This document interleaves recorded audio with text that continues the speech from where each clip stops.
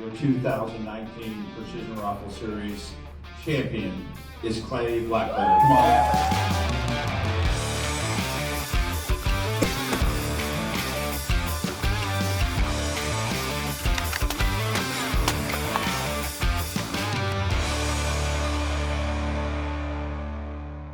In this video, we're going to talk about the winningest rifle stock in PRS in recent history.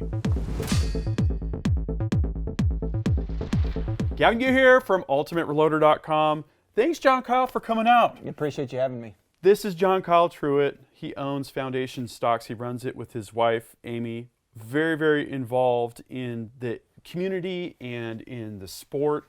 And Foundation has a really interesting story. So we just filmed an entire overview of everything from what micarta is as a material to kind of all of the different stocks and all of the different features and options and all that. So you're going to want to check out that video if you want to know kind of about the products themselves. Sure. What I wanted to do in this video was to just talk about Foundation's track record. Okay. Specifically in PRS. People hunt with Foundation stocks and Sure. they do a lot of like long range shooting and stuff, but really it feels like the sweet spot has been PRS. And the start of that story is, I think, really interesting. It's 2016, Yep. the prize table Yep. at the PRS finale. The public sees this thing for the first time. Sure. Let's start there and then talk about how year over year things have gone. Sure. Yeah, you're absolutely right. So the PRS has been our core group of customers, and they remain so today. So the PRS, as far as a sport, the growth trajectory on it has been tremendous. Since 2012, the first season, the first finale, to where we are now has just been a exponential growth. You're looking at about 10,000 members that are shooting. Wow. You're looking at 900 sanctioned matches throughout the year. You're looking at, I'm not sure totally on the pro matches, but getting close to 100 pro matches a year, national matches. And so the growth itself, accompanied by the companies that have stepped up and provided innovation, provided the new gear that allows us to hit targets farther, hit targets more consistently, hit smaller targets, right? Yeah. Has been amazing. And it's one of those deals where it's really just a blessing to come into the market at a time when it was growing so strongly, to bring a product that we had so many great shooters choose to run, and then also be able to come alongside other companies as they're catching this trajectory too, and really come together in a synergy of awesome products, awesome shooters, awesome sport. And that's given us the ability to build a company and build a community, really. So let's walk back for just a second. Sure. 2007, Hornady officially launches the 6.5 Creedmoor. Okay. Yep. It takes quite a few years to really catch steam, but Sure. man, once that thing caught steam, it was like unstoppable. Sure. 2012, you're saying first PRS finale. Yes. Yep. 4 years First gold later, bullet. you put the Genesis on the prize table. People see this thing for the first time. It's made from an unfamiliar material. It looks more like a conventional stock. What did people say when they saw it? Well, first, the response was, "You're shooting a wood stock in this, right?" Because as you look on the line, you saw stocks that looked very familiar. You saw chassis, and then you saw something that looked like a wood stock, right? And so that, I think, initially helped us because we looked different, right? If we would have came out and looked the same as everybody else, it's easy to blend in on the line. Yep. So when our numbers were a lot smaller on presentation on the ranges, people noticed it, probably at a higher level than they would have if it looked like other stocks. So that was the first response, was you're shooting a wood stock in this, and that allowed both the shooters who are shooting them and then ourselves to kind of springboard from that to say, no, this is what it is, and this is why it's really cool. Yeah, and so 2016, PRS finale, people see it for the first time. 2017, you're on the podium. Let's talk about that 12 months and like how did that happen so quickly? First and foremost, it's the shooter. So these guys that chose to run our product, then took it to the highest level of our niche of the shooting world. So in 2017, a gentleman named Matt Brousseau chose to run a foundation. He won the Golden Bullet for the PRS. He went ahead and did it again the next year with the foundation. Wow. And so it was truly a blessing to have those guys choose to run our stuff, and then to perform at such a high level with it. I just think it's hard for me to grasp that all of that could happen in a year, because usually, oh, we've been in the stock making business for 50 years, and we've taken all of our experience and we're coming out with this new product, right? You had Genesis on that prize table, and that was pretty much what was on the podium next year, if I'm understanding correctly. Yep. And it looked a lot like it does today, almost exactly, or whatever. That's like, that's just really amazing to me. And also that application of a different material, different feel, different handling. And, I like the way it sits. I like the way it feels. I can imagine a real pro shooter would just say, hey, this is what's going to work for me. It feels right. I feel confident with it, and it enables me to do my work, right? Maybe without thinking about it as much. It just feels right, shoots right. That's such a good feeling when things align like that. Yeah, and we've spoken about the material in other videos, so we won't go into that, but it provides a different impulse. It really lends itself well to what we're doing in terms of precision shooting, where so much of your success is based upon retrieving data from the shot, right? From the shot, for the next shot, for the current shot. And so it serves that really, really well. And yes, you're exactly right. I mean, I think it's one of those deals where probably the typical pathway to success, if you will, or being on the top does involve a lot of time and research and energy. And we put a lot of that in there, but it was a short time. Really, as far as foundation goes, there was a span where when I quit the day job, and I said, I'm going to build rifle stocks, right? How many years into foundation was that for you? Oh, it was right at the beginning. It was let's jump off this board. Let's do this. So if pedal to the metal. If you want to know, I had one stock built when I quit the day job, right? And I went to my wife and I said, all right, let's cash everything out. We cashed retirement out. We pulled the money and said, okay, we can make it for a year. I mean, this is my wife also doesn't work. She works plenty, but she doesn't work a job where she gets paid. You've got 5 kids. We've got 5 kiddos now. That's a big deal. Sure. At the time we had 2. Okay.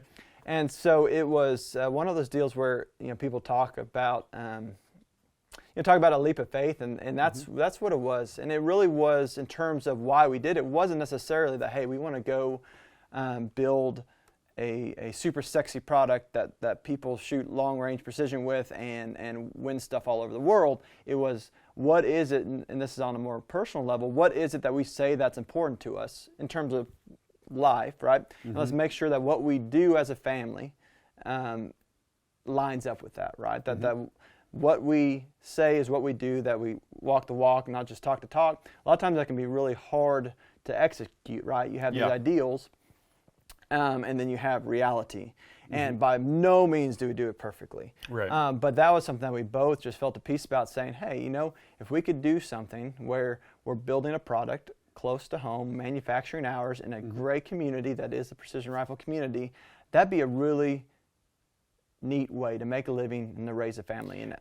I think it's appropriate that you were there.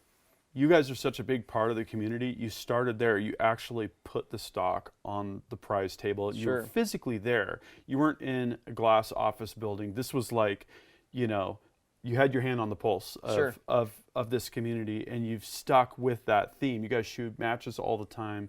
You host matches. Like, that's a really, really big deal. And I think that probably has played a lot into the success of the company. Oh, absolutely. Is the fact that you're really there with feet on the ground. Okay, so let's get back to the chronology here. So Matt Brousseau, 2017, PRS season champion, 12 months later. Sure, yes, sir. Insane. 2018, the same thing happens with the same shooter. I wish I had a couple of those golden bullets. They're pretty slick. They're pretty sweet. They're pretty slick. Tell me about 2019 then. Yeah, so then 2019, a gentleman named Clay Blackheader, who's a great competitor, one that's just ate it up from the beginning. Clay's one of those guys that when he does something, it's full out. So your 2019 Precision Rifle Series champion is Clay Blackheader. Come on. Yeah, baby.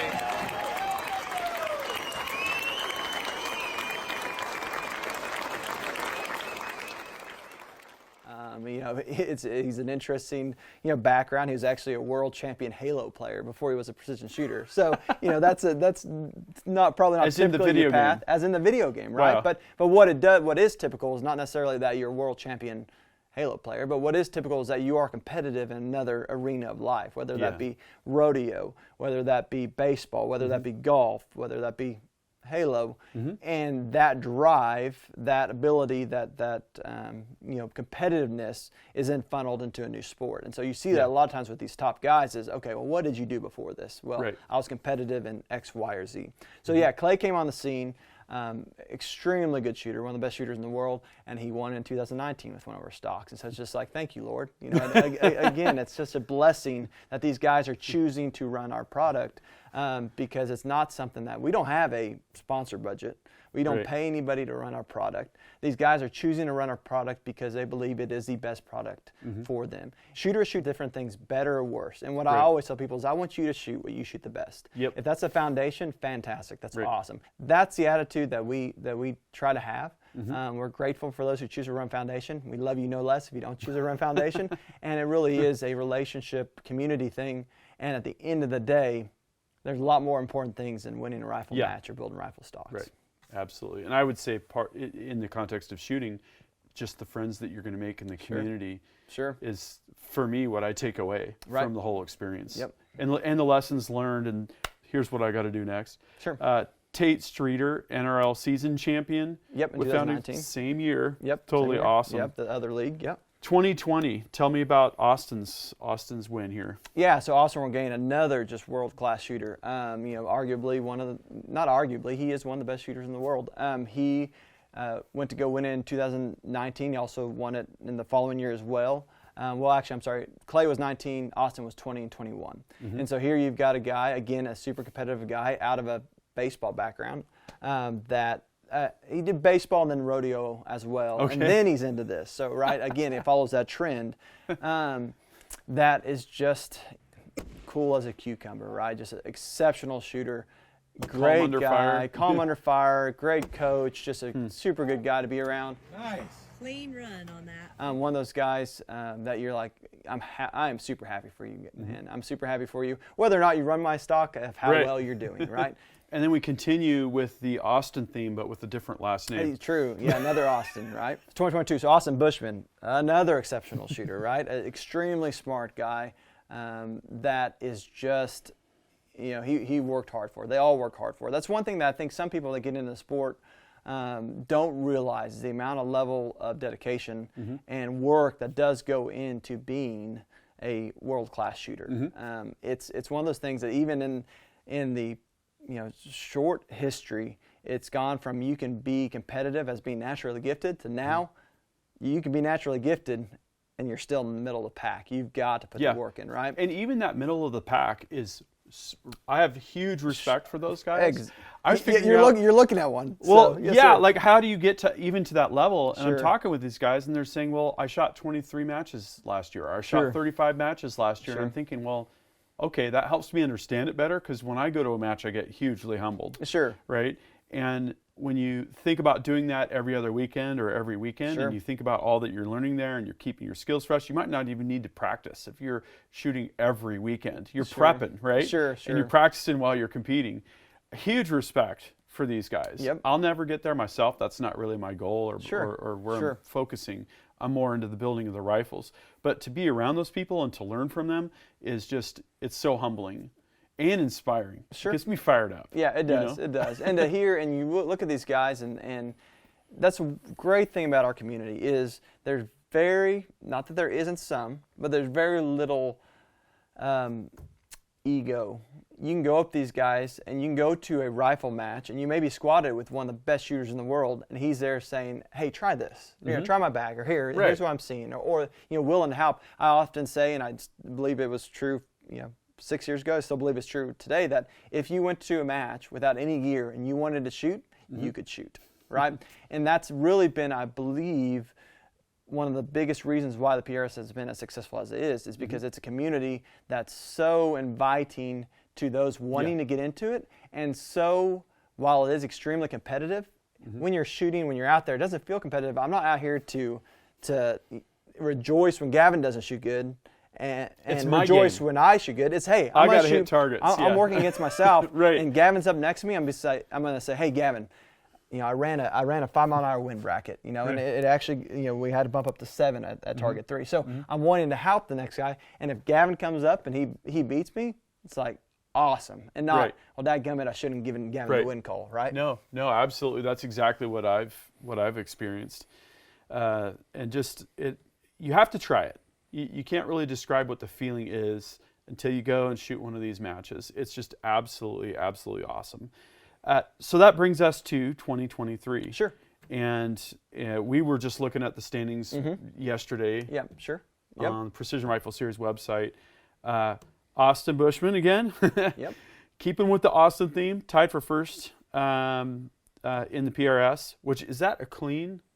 It's like 300 points or something. So 300 points just means, so you take your top 3 scores from the season. So say if you shoot 5 matches, your top 3 scores will be what goes into your calculation. If you win a match, it's 100 points. Right. And then all the other shooters are a percentage of the win, right? Gotcha. So what that means is that at 300, Austin Bushman has won 3 national pro level matches, right? Wow. And so he's currently tied, I believe he's currently tied with Morgan King, a shooter out of he's out of Washington, actually. Super great shooter. So yeah, it's anybody's game going into it. Of course, we love to have it as another foundation. We hope it is. But at the end of the day, it's going to be, somebody's going to be standing on that podium this year, and we're going to be happy for whoever it is. That's such a good attitude, honestly. Yeah. Well, I think along with my viewers want to thank you for what you and Amy do for the community and how involved you are, the products that you guys create, and just the attitude that you have. That sort of service attitude is really, really awesome. Well, I appreciate it. Yeah, we know that. Even Foundation, we know we're here for a reason, right? And the reason, we get an awesome job. We get to build stocks, interact with great people. But at the end of the day, the question they have on all our back of our shirts, and the question we ask people is, what is your foundation? And for us, our foundation is not in our rifle stocks, but it's in Jesus Christ. And so we want, as we go out, that our love, that we would show that love to people. There's a story. There's a gentleman named Zig Ziglar. I don't know if you've ever heard of him. He was a sales guy coaching. He's out of Yazoo, Mississippi. He had a story where he would tell it, and I love this story. It would be a mama skunk and baby skunk. Now, have you ever been by a paper mill before? All right, so you know what a paper mill, when they're fermenting the paper, what it smells like, right? Yep. So there's this mama skunk and there's this baby skunk, and they're walking by this paper mill. And the baby skunk looks at the mama skunk and it says, "Mama, what is that smell?" And mama skunk looks at the baby skunk and says, "Honey, I don't know what it is, but whatever it is, we got to get ourselves some of that." And that's what we want to be, right? We want to love people, care about people, whether you run a foundation, whether you run anybody else's product, and know that, hey, there's somebody that loves you, and that person is Jesus Christ. Yeah, that's absolutely awesome. Well, if you have feedback about Foundation, maybe a personal story about matches that you've shot, rigs that you've built, whatever, or just a question or some feedback that you want to leave for John, Kyle, and Amy, drop a comment and we'll have a discussion there. Thank you again for joining me. Gavin. Thank you, sir. We got a few good videos that we've cranked out the last couple days, and you're definitely going to want to check those out. So make sure that you're subscribed with notifications. That concludes this video, and that means it's time to wrap it up. I hope you enjoyed this video. Don't forget to like and subscribe. Also, we're on Facebook, YouTube, Rumble, where we've got unrestricted content, and Instagram. Make sure to follow us on all those channels. Ultimate Reloader also has a commercial solutions division serving law enforcement, the military, and the gun industry. We have some unique capabilities, including a comprehensive suite of recoil testing and evaluation capabilities, trigger profiling, and more. If you're interested in custom rifles like what we build here on the channel or gunsmithing services, you're going to want to go to rifles.ultimatereloader.com and get on the wait list. If you want to learn lucrative gunsmithing like what I show here on the channel, including building custom rifles and Cerakote plus a whole bunch more, you're going to want to check out the Colorado School of Trades, schooloftrades.edu. Thanks again for watching.